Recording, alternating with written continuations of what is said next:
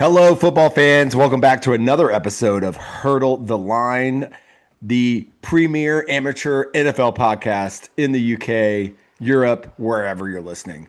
Uh, we got a we had what was going to be a just kind of chill, go through the news episode, just Batch and I, up until about 30 minutes ago when we found out one of the biggest trades of the well, no, the biggest trade of the year just happened, which we're going to go over. But first, I just want to say hi, Batch. How you doing, my co-host? Good evening. How are we, Mr. Chapman? We're good. We did not come to you last week. We took the bank holiday off, and again, we're still kind of planning the rest of the summer. I'm just reviewing things. This episode was actually going to be our schedule episode. However, we weren't going to have one of our co-hosts, Sam, who said he was not going to make it tonight because it was his wife's birthday. However, then this trade happened, and now Sam is joining. So we'll see him in a few minutes, and we will reveal the trade, which you'll all know about when you're listening to this tomorrow. All right, Batch, we got some news to go through before we talk about this trade. Yeah, You what? Sorry. apologies, my fault. I jumped in early. Yeah, all good. Some housekeeping here. Matt Stafford signed an extension going into next year. I think it's just whether he plays another year or not, but it just gives the Rams or gives Matt Stafford some confidence that the Rams want him for as long as he will stay. I believe it was a little bit more money this year, right? If I'm not mistaken. So it's basically $100 million deal for 2 years, but the money next year is fake money if he retires. So, and it won't happen. Joe Shane, who was thought to be on his way out when the Giants hired John Harbaugh as their new head coach. But Shane, their GM, was actually part of the search who helped hire Harbaugh, and he gets an extension as a GM there, who's very close to the ownership. And so he will not be going anywhere soon. But it's still very clear that John Harbaugh is the decision maker on all things football in that organization, at least now. Um, Jack Campbell for the Giant it's for the Lions. Yeah, All right. Uh, he's signed a 4-year extension, yeah. um, which makes him quite a highly paid off-ball linebacker, which obviously I think he's the first of their rookie class that year to sign an extension. So that shows that he is a big part of that organization. Yeah. I'm popping through some of these news items that I think are interesting. Nico Collins also signs a deal with the Texans, keeping him there through 2028. It's a very team-friendly deal. I think it pays him just slightly outside of the top 10. Let's see. I think number 11. Okay. Sorry, I should look this up. We're vamping until Sam gets here, everybody. So just keep listening. So anyway, he's set to make 29.875 million next year. He'll be the fifth highest paid wide receiver next year. Um, but I think this is sort of like a team friendly deal, but he gets his guaranteed money up front. I'm sure that's what this is. So they got him under control now for another 3 years. Um,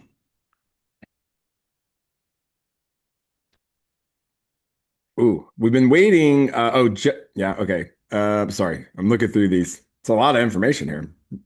Batch loves doing the news, and he does a really good job with it. All right, Batch. Nico Collins, good sign for the Texans. Is it good for them to keep him around? Yeah, he's he is top half wide receiver easily Yeah, when healthy. when healthy. Yeah, and there's a potential his running mate Drake London could be no, not Drake London. Other wide receiver that was out for the whole season for the Texans. Name of Oh, AJ. the young guy. Sorry. This Is is Chunk great podcasting we're doing here. off the Uh,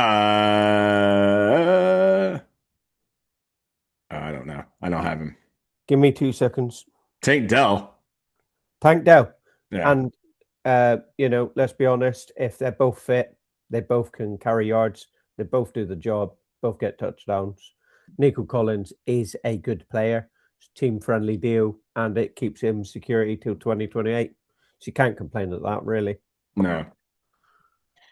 And I think with the rising cost of wide receivers, it's definitely, though, I wonder if it's going to start plateauing here at some point. So anyway, all right. Josh Jacob was arrested and released on bail. That was a pretty awful, reading about that was a pretty awful situation. So only say that because he's obviously Green Bay is very much counting on him this year. So interested to see where, typically for something like that, it's an easy 6-game suspension. So it'll be interesting to see if they will get that into this season or not. So regardless of if he is found guilty or punished or whatever, just the whole situation, he's probably going to get 6 games. In lighter news, Derwin James of the Chargers is now the highest paid safety. He signed a 3-year, $25.2 million. A 3-year deal paying him average of $25.2 million a year. So good for him. I like Derwin James. Any thoughts on it?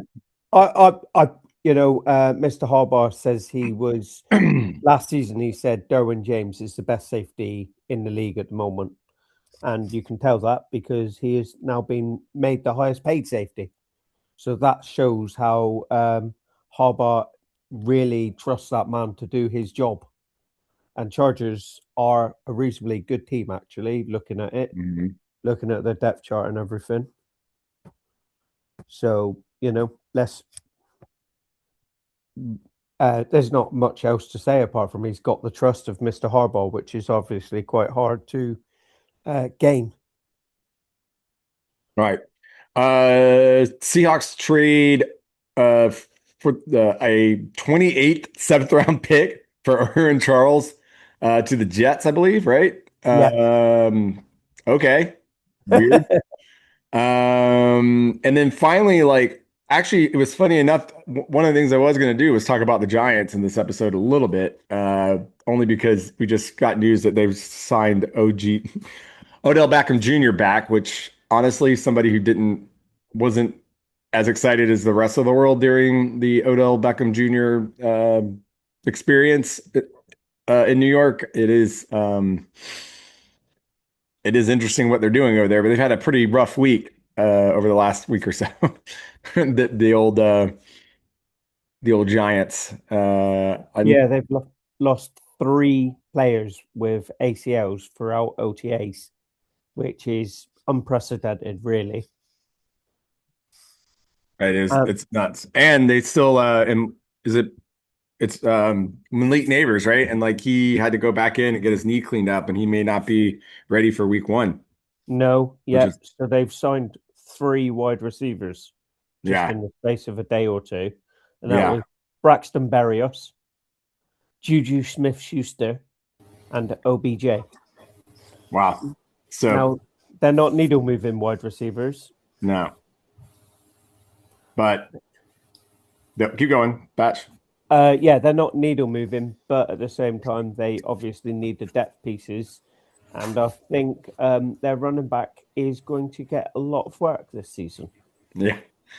Well, it's interesting, but we'll come back to that. And before we get into this next thing and welcome Sam to the podcast, just want to remind you guys, please follow us on the Discord.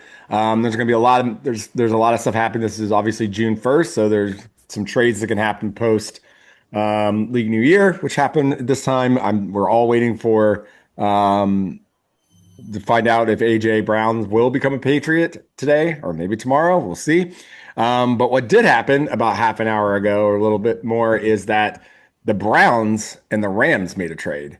And the Browns traded reigning defensive player of the year, Myles Garrett to the Rams for, let me get this, let's see, your boy from 2024, why can't Jared Verse, yeah. A 27 first round pick, a 28 second round pick, and what is reported as a 29 third round pick. So 3 picks Jared First, the former defensive rookie of the year from 2 years ago, uh, all for Myles Garrett. Let's go first to Batch. Sorry, but that's why you're on the Um, podcast. So, Browns fan, and I don't say that to. I mean, there were reports, I mean, I think people were expecting this only because the Browns are in a place where they're going to get younger. They're going to, they are really attempting to build a new team, though one might argue keeping arguably the best non-quarterback player in the NFL on your team is a good thing. But, you know, I'm how you I'm feel? in I'm in black. I'm in Yeah, mourning. yeah. We have lost a huge piece. We might have gained a good piece. I don't know. I've not really watched Jared Verse, but we have lost a huge piece, like you say, possibly one of the best non-quarterback players in the NFL. And we've give the Rams him. The Rams who have already had a beast in defense before he retired, Aaron Donald, and now they've got a new beast in defense. So I'm going to miss Myles Garrett. He was an absolute monster, but I can see why they want to clear some cap space, gets us another pick. Yeah, it'll probably be 32 pick. It gets us a 28 second. I don't know how good the draft class of 28. I haven't even looked into that yet. And then a third in 29. It could have been more picks, truth be told. But at the same time, we, like you say, we want to get younger, and we need a new quarterback because we've got Hansi the masseuse as one of the potential starters this season. Let me just ask you, I mean, it's, Miles had a no trade clause, I believe, as part of his, Yes. so he obviously was part of this and he's going to a Super Bowl contender. Weirdly, why does he, I mean, I guess it was time for him to get paid last year. He got paid. He followed that up by breaking the sack, the season sack record and, having another defense, winning a second defensive player of the year in 3 years. And then I guess he just knew that. I mean, the teams. Look, I'm optimistic about where the Browns are heading. Yeah, as am Uh, I. We've just had two. Well, we had a good draft last year. yeah, We potentially, there's no guarantee until the team hits the field, but we potentially have had another good draft this year. yeah. So we need another draft to hit to actually get into a window of making playoffs or advancing. Yeah. And yeah, I get what they're doing. I get they want to get younger on all, and he's hitting 30 now, and I Well, I get guess, why he but more wants my to. point is he's a great player who he's a luxury, well, not a luxury item because you don't want to say that about one, but because but I think my point being is like, my guess is he wanted to go because he wants to go win Yeah, because he's going to the Rams. Like, you know what he I mean? deserves Like, it. He deserves it. I don't begrudge him of that no, no, because no, no. You he's give can't. no, not at all. He's when we absolutely were a horrendous team, and I think it's been quite public discourse that he wasn't massive fan of number four. Well, that's what I've seen on X, but he stuck around and he signed a new deal. So you can't, as a Browns fan, you can't begrudge him of going for success. Hmm. Deserves it. Yeah. Well, and you can't believe everything you read on X. All No, it's the truth. right, let's talk about the flip side of this. Sam joins us. He was going to skip tonight's episode until this trade happened because it was his wife's birthday. So happy birthday to Sam's wife. We Happy say. birthday. Uh, but yeah, all of a sudden Sam's schedule got completely open in time for to come on the pod to talk about this. So, all right, let's talk about the flip side of this. This is a total shocker, is it not, Sam? Yeah, I certainly didn't think we were even in contention for potentially going for Myles Garrett. I think, you know, I think probably because the fact that we had Jared Verse, we had Braden Fisk and Young and Poona Ford and Davis and that, I thought this was a young unit that were kind of working their way into being where they were. And I didn't think that they were then going to then try and bring in someone like a Myles Garrett, especially for the to replace I want to get my boy. to replace Jared Verse. But Jared Verse, I mean, he started off the year well, and he did tail off quite a lot towards the end. Yeah.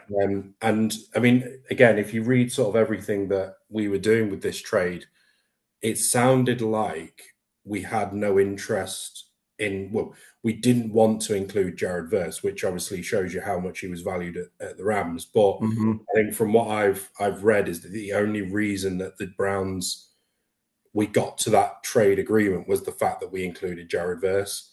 Yeah. So it is one of those things. I mean, I really like Jared Verse. He was developing a very good sort of relationship, and we saw, that front four were becoming dangerous for good parts of the year over the last couple of years. But I don't know, maybe something, maybe they thought that Versus kind of was just collateral essentially, and that he, it was just a necessary means to an end.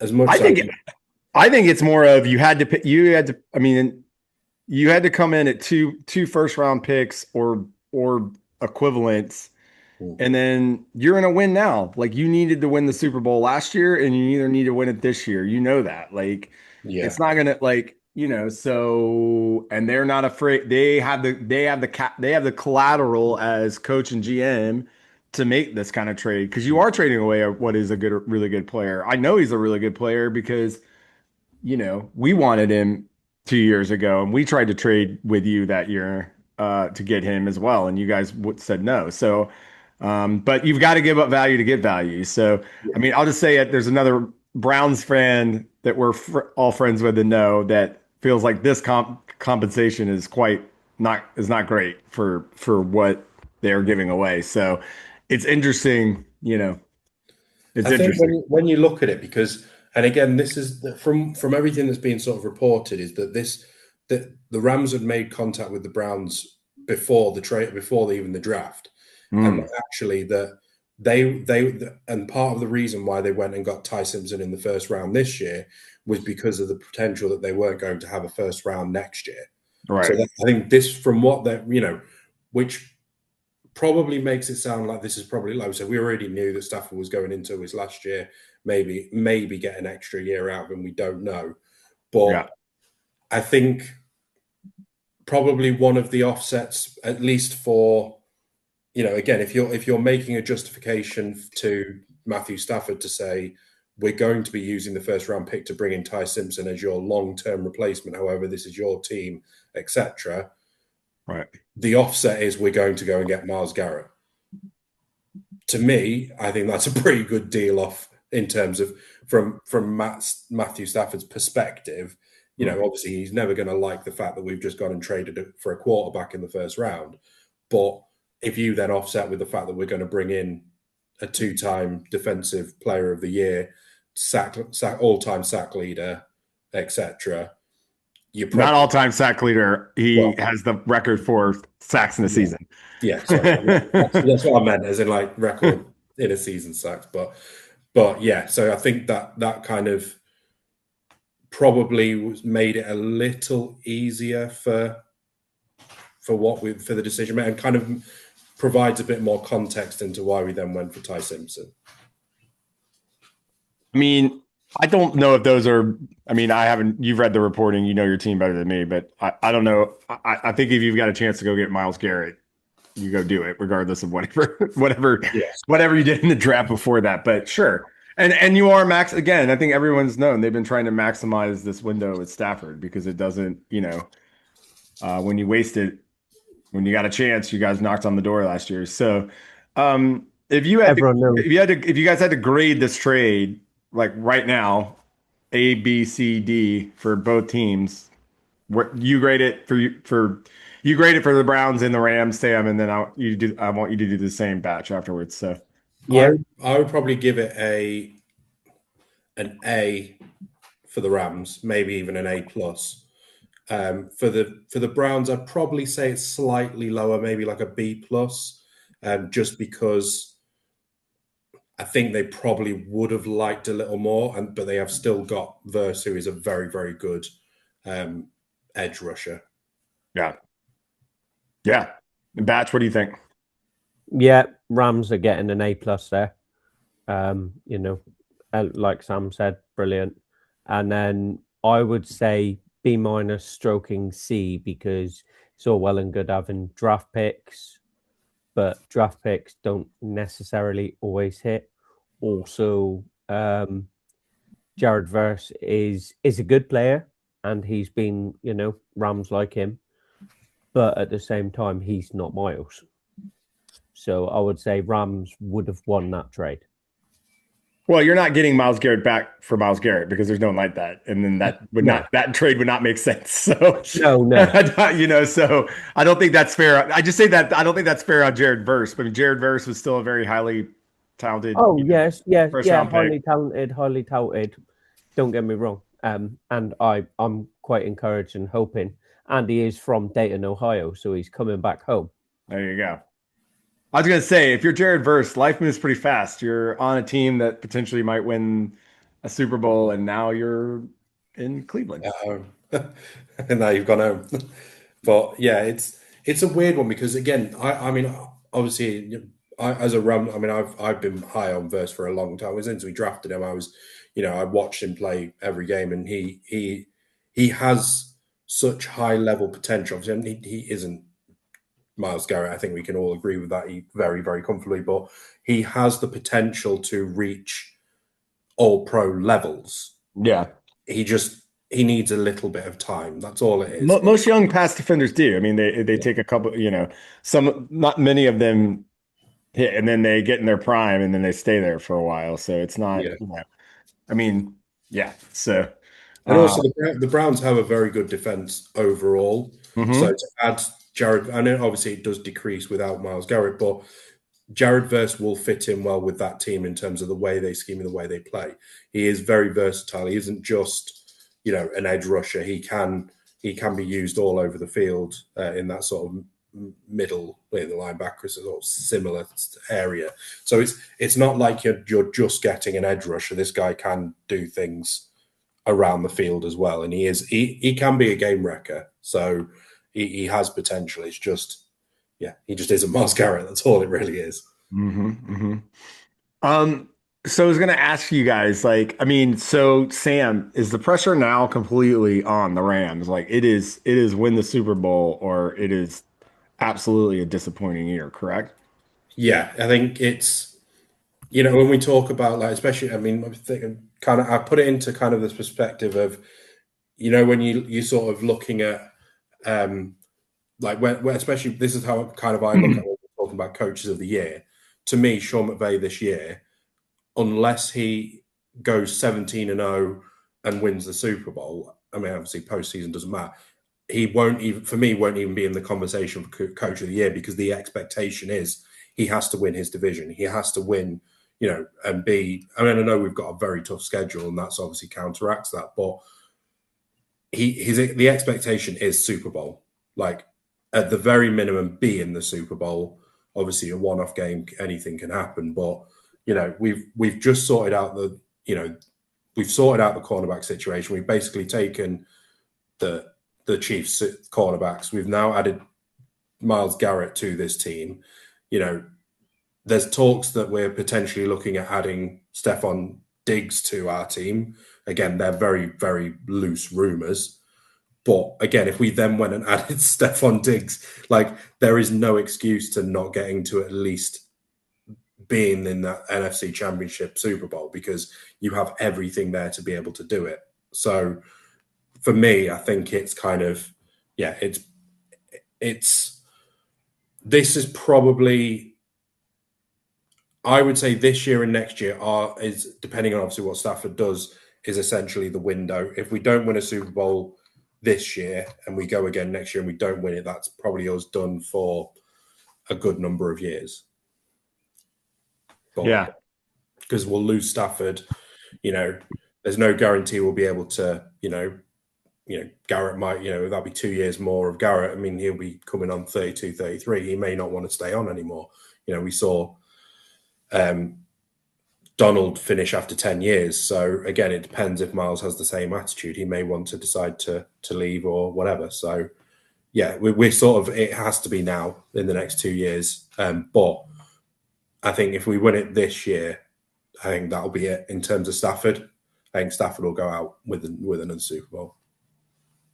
What is it about Les Sneed and not liking first round picks, by the way?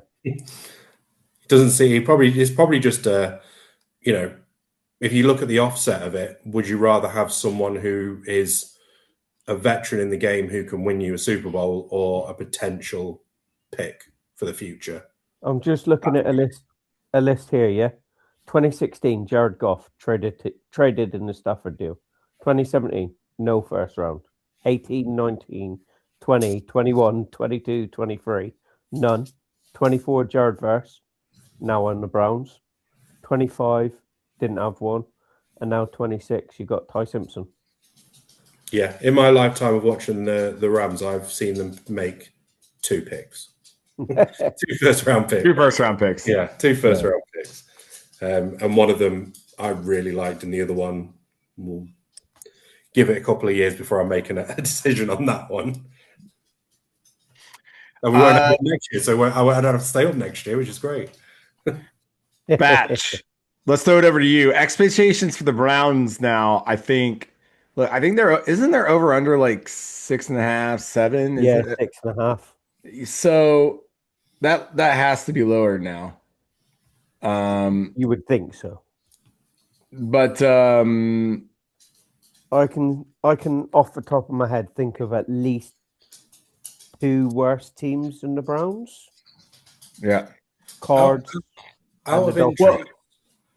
Well, I was going to say, does this obviously look into the future? Obviously, next year's draft is going to be arguably the QB class. It's going to be great for and I know that obviously that's where I was going. Yeah. Does this, especially with getting potentially anywhere between probably 28 to 32 as a first round, does this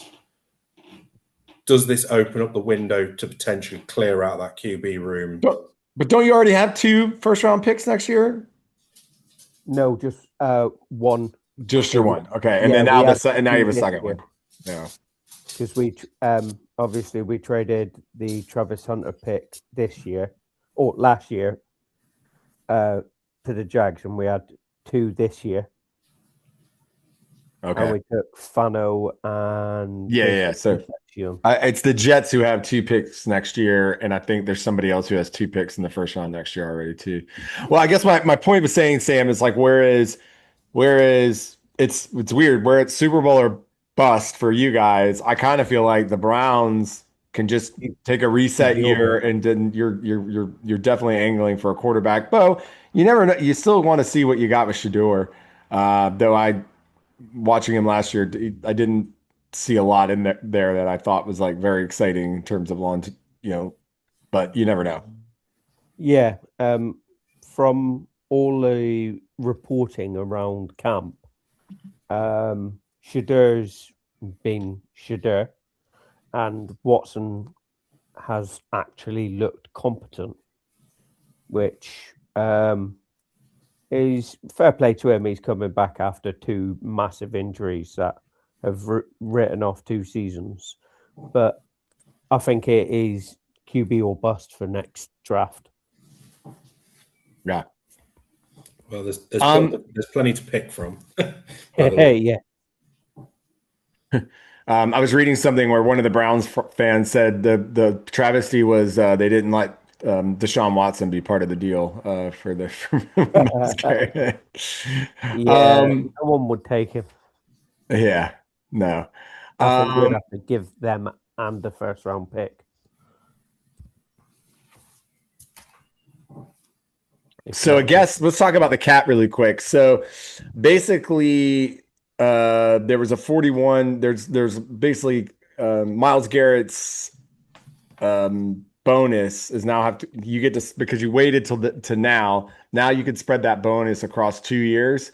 Yes. That you've got to pay, because I'm very familiar with this, because this happened to us with Cousins when it was clear we were going to get before we cut him. Anyway, so you'll take a 15.5 million cap hit this year, and then next year you'll do a 25.6 million. Do the Rams do another deal with him already I wonder, to add another year and to make it worth it for them? And then it wouldn't surprise me if we restructured his deal, even if it was a restructure at the very minimum, but potentially look into an extension for an extra year, maybe. It just depends on how they work, because obviously we've only, without the trade actually going, obviously has only just gone through, we were sat on, from what I remember, 25 million, just over 25 million for this year. So I imagine that most of that is likely to get swallowed up. And obviously that would probably mean, there were still talks we were going to be looking at putting Puka on a contract. But that may now be a thing, waiting until the summer sort of thing and see what happens, because, we don't have to necessarily pay him this year. And obviously with everything that's gone on off the field, may have sort of worked in our favor in terms of allowing him to make those picks.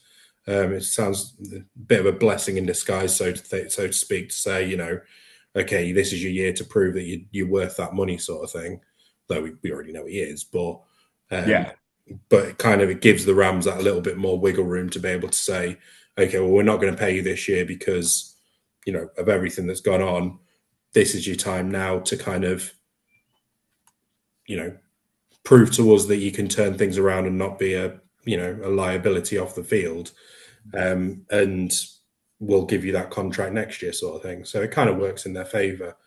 But I imagine we'll probably, it's a very sort of Les Snead thing to do, to fiddle with the contract before we finish, sort of thing. Yeah. Well, there's one other trade that we're all been waiting on right now. And it's like, where A.J. Brown, he's clearly going to be leaving the Eagles. Reports were that the New England Patriots and the Eagles had like a handshake deal for the first round pick next. And actually, as I understood it, nobody wants to give away a first round pick next year. And it's a first round pick potentially in 2028. There was rumors that the Rams were flirting with A.J. Brown, which to me makes sense as well. But now that pick is gone, and I'm not really sure, maybe they traded 2028, but I don't know. I would probably bet on the Patriots pick being slightly higher. So do you guys have any dark horses in that race, or do you care? But, we're still talking about a top 5, 6 wide receiver in the league. Oh, it's raining. Hold on. I still think it's the Patriots. I think will definitely take him. I think the Patriots have got a lot of good players in that wide receiver room, but aren't necessarily like elite. And I think A.J. Brown is elite. And obviously they lost Stephon Diggs. I think it makes the most sense for them. I think a 2028 first round is a very good trade for him, and obviously probably means that the Eagles have to wait a couple of years down the line. But, if they were even considering future wide receivers, they've just taken Mekhi Lemon. So, yeah, either way, they've kind of already replaced him. They've replaced, obviously, long-term replacement in Goddard with whoever they took at tight end. No, I can't. No, it wasn't. Who was it? They took a tight end. I can't think who it was, but they took a good tight end in the draft as well for replacing Goddard in the long term. So I think it will just be a case of they're in a position where they can kind of wait on Eli Stowers. That's it, Eli Stowers. So I think they are in a good position where they can kind of hold off, and that 28 pick will be 2028 first will be a good pick for them. So I think that as a trade works for both teams. I don't know if there's anyone who, with the position that they're in, could do a better deal with them in terms of that would suit AJ Brown. Obviously, if AJ Brown was, if like using the Rams as an idea, he'd go in at wide receiver 2 with Puka already being there, and I don't think he'd like that situation because he does come across that he does like to be the number one guy, and he would have to battle for that with Puka, and all the tight ends that we like to use. So I think Patriots is probably a good position for him to go to as well. The one that I heard floated around as a dark horse were the Chiefs. I'm not. Oh yeah. I'm not saying it'll happen, but I've seen that name float around, and it could make sense.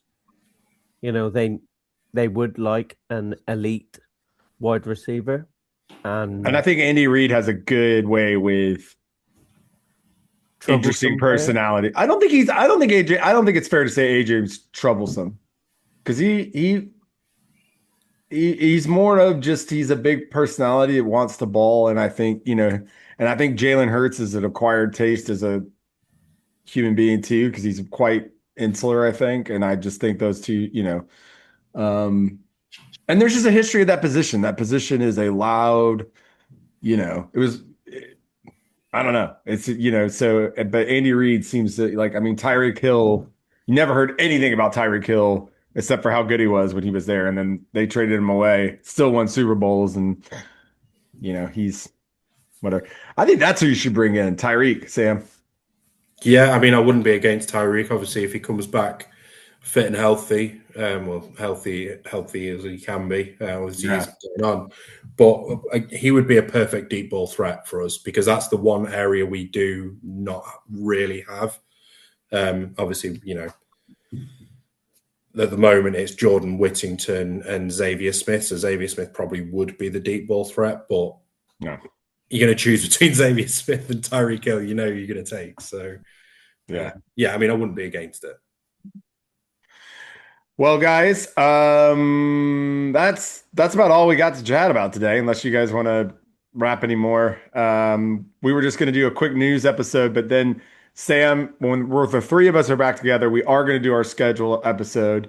It's now June, my birthday month. Hello. But until then, and we'll be mapping out sort of the rest of the summer. I'll be in and out. We'll all be in and out because it's that time of year. They've got holiday plans, traveling with family, whatnot. But we will keep giving you episodes pretty much every week. And then I know the college guys are still cranking over there, doing lots of fun stuff. I think I'm going to be coming on for an SEC something or other in August, which I'm excited about. So please make sure you follow us on this Discord. It's free.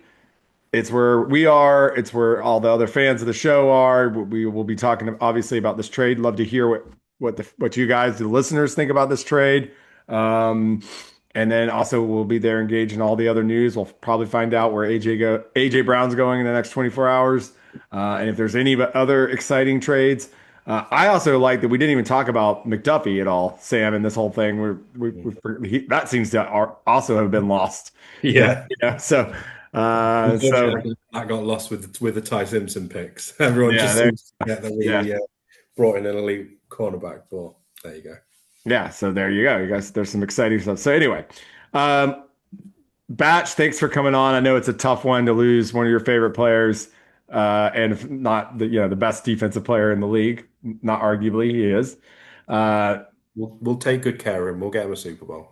Well, let's see. He deserves it. I think you got to beat the Seahawks first. But anyway, that's why we like it. Well, Sam, thanks so much for making time. Go back and hang out with your lovely wife and tell her happy birthday from us. Batch, I know you'll be in mourning for a few days. I'm sorry. It sucks. I feel for all the Browns fans, but, hopefully it's a brighter future team-wise coming ahead that you got to look forward to. Also, just want to say go Braves. Still the best team in baseball right now. All right, guys. And I am going to say Good night to everybody. We're not hurdling anything. Well, hurdle that Myles Garrett, I guess, just for the fun of it. All right.